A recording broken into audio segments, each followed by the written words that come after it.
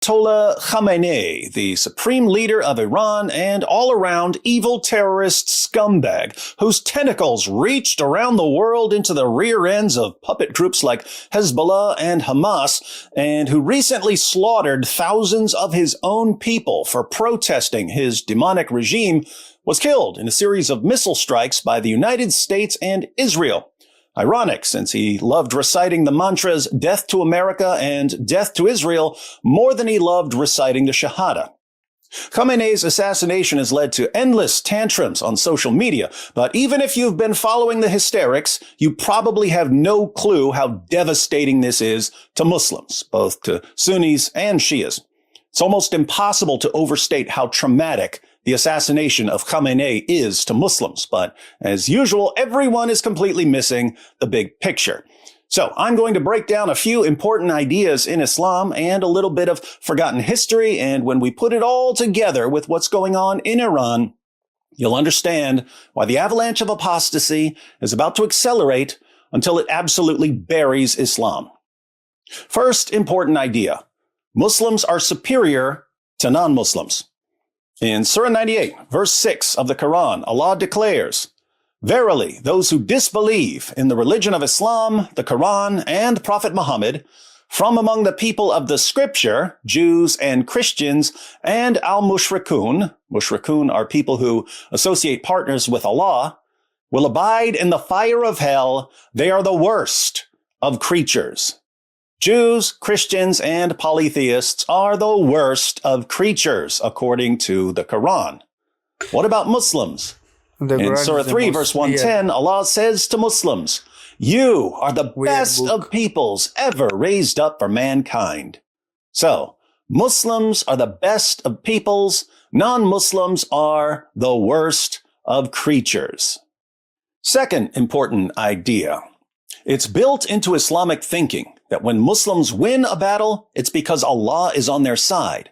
When they lose a battle, it's because Allah is punishing them for some sort of disobedience. The first major Muslim battle with the Meccans was the Battle of Badr. Muslims won, and Muhammad proclaimed, "You see, this is the proof that Islam is true." Surah 3, verses 12 to 13. "Say to those who disbelieve, you shall be vanquished and driven together to hell, and evil is the resting place. Indeed, there was a sign for you in the two hosts which met together in encounter, the Muslims and the polytheists, one party fighting in the way of Allah and the other unbelieving, whom they saw twice as many as themselves with the sight of the eye, and Allah strengthens with his aid whom he pleases. Most surely there is a lesson in this for those who have sight." Notice, the Muslim victory is a sign for the unbelievers. The next Muslim battle with the Meccans was the Battle of Uhud, which Muslims lost. And Muhammad proclaimed, "You see, this isn't because Islam isn't true, it's because Allah is punishing us for something we did." Surah 3, verse 152. "And Allah did indeed fulfill his promise to you when you were killing them, your enemy, with his permission, until the moment you lost your courage and fell to disputing about the order and disobeyed after he showed you of the booty, which you love. Among you are some that desire this world and some that desire the hereafter. Then he made you flee from them, your enemy, that he might test you. But surely he forgave you, and Allah is most gracious to the believers." So, Muslims were winning at first, but then they broke ranks and started grabbing the spoils, and Allah punished them by making them lose. When Allah is with you, you win. When you're disobedient, you lose. When Allah is on your side, he gives you the victory. When he's not on your side, you suffer defeat. As Islam spread west across northern Africa and into Europe and east all the way to India, its victories were proof that Allah was helping the Ummah conquer the world. Third important idea, the Caliphate. A caliph is a successor to Muhammad. A caliphate is an Islamic state under the rule of a caliph. For nearly 13 centuries, Islam had a caliphate, an Islamic empire governed by some degree of Islamic law. Lots of times there were rival Muslim groups fighting for power, and not all Muslims in all areas were under the control of the caliph, but there tended to be one dominant Muslim empire being run by a successor to Muhammad. The first caliphate was the Rashidun Caliphate, which began shortly after Muhammad's death in 632 and lasted until 661. Then there was the Umayyad Caliphate from 661 to 750. This was succeeded by the Abbasid Caliphate from 750 until 1517. Lots of caveats with that one, though, because the Abbasid caliphs were sometimes mere figureheads for other Muslim rulers, and they didn't have much real power once the Mongols invaded. But after the Abbasids, we had the Ottoman Caliphate from 1517 to 1924. The Ottoman Caliphate collapsed in 1924. What happened there? Well, after decades of decline, the Muslims allied with the Germans, never a good idea in world wars, against Great Britain, Russia, France, the United States, and others. The Muslims were defeated. Great Britain and France sat down with a map of the Ottoman Empire and divided it up however they saw fit. Turkey secularized, and a couple of decades later, after World War II, Western nations decided that since the Germans were plotting with the Muslims to exterminate Jews in the British Mandate of Palestine, Jews had a pretty solid case for needing.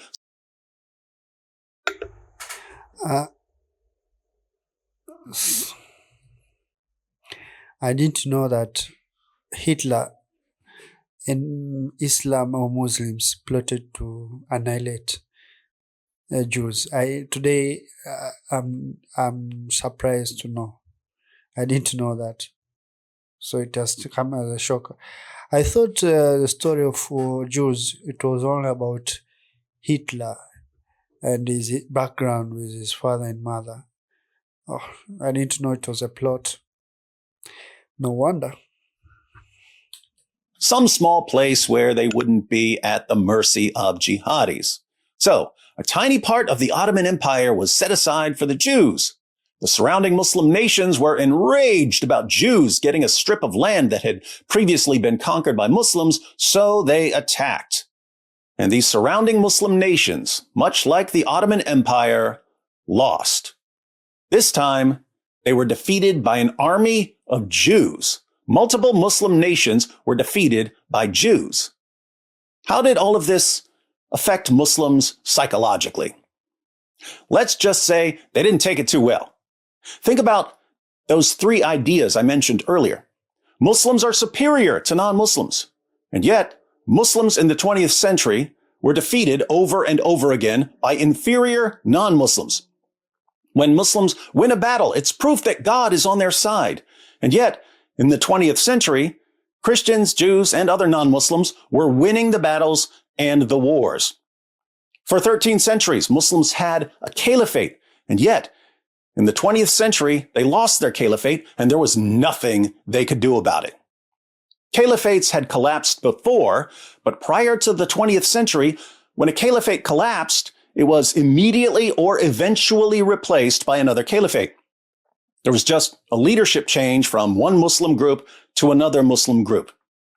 But when the Ottoman Caliphate collapsed, it wasn't replaced by another caliphate. It was defeated and divided up by non-Muslims. There have been efforts to revive the caliphate, but you can't put Humpty Dumpty back together again. Hence, in the minds of many people in the Muslim world, Islam lost. Islam was defeated.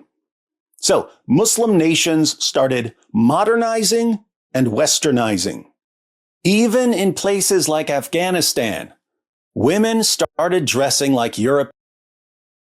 What? Am I looking? Is this for Afghanistan? Wow, they are beautiful. Look how Islam has just made them. Very sad. Just look how they smile. their brightness, the glowing on their faces. It's just amazing at that time. But today, you are not even supposed to, I think you are not allowed to show your eyes. Oh, of course, know what I'm looking at? This Afghan girls before Islam. European and American women, and going to college and pursuing careers in engineering and computer technology. Islam had lost, the West had won. If you can't beat them, join them. Time to be more like the West and less like 7th century Arabia. But certain Islamic revivalist movements soon came up with an alternative explanation for why Muslims were losing. The alternative explanation was that non-Muslims weren't defeating Muslims because the Islamic ideas were false and outdated. No. Non-Muslims were defeating Muslims because Allah was punishing Muslims for disobedience and for not imposing Islamic law forcefully enough and for having corrupt leaders and for tolerating heresy. Allah was punishing the Ummah for disobedience. Now, if Muslims were losing because Allah was punishing them for disobedience, what was the solution? All Muslims had to do was become obedient and impose Islamic law and have devout leaders and crush heresy. And if they did, Allah would restore his favor and bless them to continue conquering the world and subjugating non-Muslims. In Sunni Islam, this view gave rise to the Muslim Brotherhood and similar movements, ultimately culminating in ISIS. And in Shia Islam, this view led to the Iranian Revolution. In Iran, Shia clerics seized control of the government so that they could run the nation according to Islamic law. They crushed disobedience. They beat people and imprisoned people and killed people, all to win back Allah's favor and restore his blessing. They've been doing that for almost 5 decades now. How are things looking for the hypothesis that Muslims are only losing because of disobedience and that by being more devout and forcefully imposing Islamic law, the tides would turn and Muslims would start winning again? How's it looking for that hypothesis? Not looking good. The United States and Israel just took out the leader of the entire Shia movement. Ayatollah Khamenei was Allah's agent for cracking down on disobedience and heresy. And look at what just happened to him. Shia clerics have been running Iran for nearly 5 decades, and they just keep getting weaker. Their obedience hasn't restored Allah's blessing. Their obedience hasn't helped them win at all. They're still losing, and it seems like they're on their way out. In other words, their hypothesis that Muslims were losing because of disobedience and that obedience would help them start winning again has been massively, massively disconfirmed. Shias can still believe that Allah has some plan for the future, but the longer they lose, even when they think they're doing everything right, the more the avalanche of apostasy is going to accelerate. But that's Shias. What about Sunnis? Ayatollah Khamenei has been killing Sunni Muslims for decades. He's killed hundreds of thousands of Sunni Muslims through his puppet regimes. So Sunni Muslims could look at the assassination of Khamenei and think that Allah punished him by the hands of the United States and Israel for killing Sunnis. And there are Sunni Muslims who are celebrating the death of Khamenei, but for the most part, Sunnis are losing their minds online and throwing tantrums about the United States and Israel, and a surprising number of Sunnis are calling for unity with Shias, in spite of the fact that Sunnis and Shias have been killing each other since the 7th century. Why are so many Sunnis upset about the assassination of Khamenei? Well, think about it. Khamenei has been killing tons of Sunnis. There are around 1.7 billion Sunnis in the world, and they couldn't stop Khamenei because they're too weak. Who could stop Khamenei? The United States and Israel.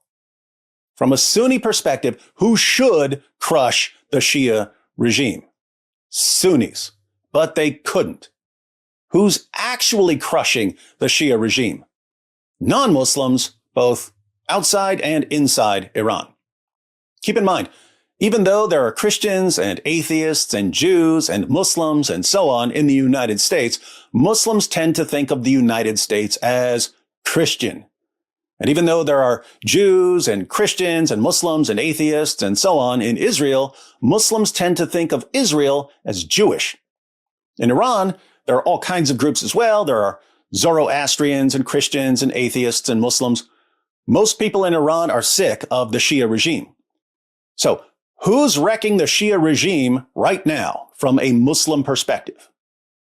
Christians, Jews, and other non-Muslims. Definitely not Sunnis. Sunnis are too weak, as they have been for a long, long time.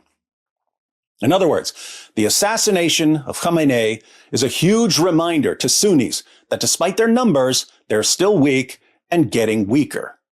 The Muslim Brotherhood hypothesis that Muslims were only losing because of disobedience and that obedience would restore Allah's favor is, much like the Shia hypothesis, being massively, massively disconfirmed.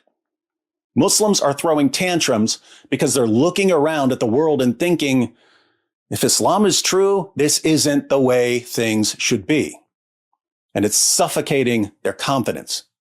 And when Muslims are doubting, they tend to compensate by pretending to be more confident. This is why you're seeing so much chest thumping.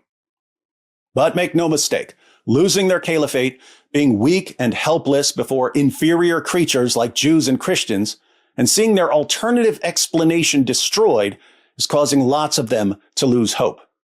It's eating away at them, and they're doubting their religion. Of course, just when you thought Muslims were out of alternative explanations, Western politicians have handed them a new alternative explanation. Muslims lost their caliphate. They've lost battle after battle, war after war, to inferior non-Muslims.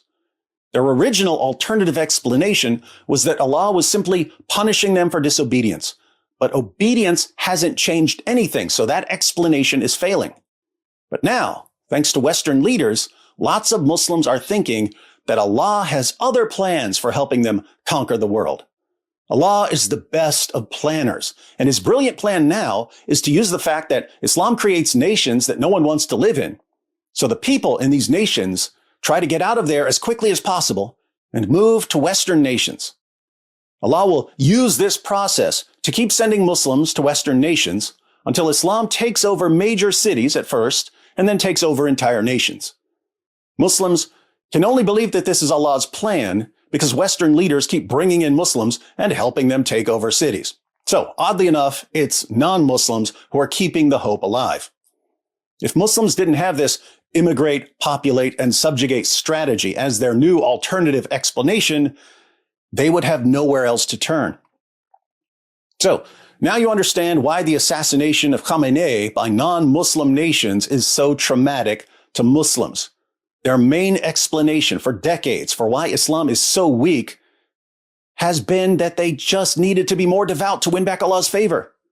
They tried that, and it was a complete, utter, total failure. No matter how Sharia compliant they are, they keep losing. Islam is only impressed by strength, but the Ummah just keeps getting weaker. Many Muslims will keep hoping that Allah has some other plan, but other Muslims will lose all confidence in the claims of Islam. Avalanche of apostasy accelerating in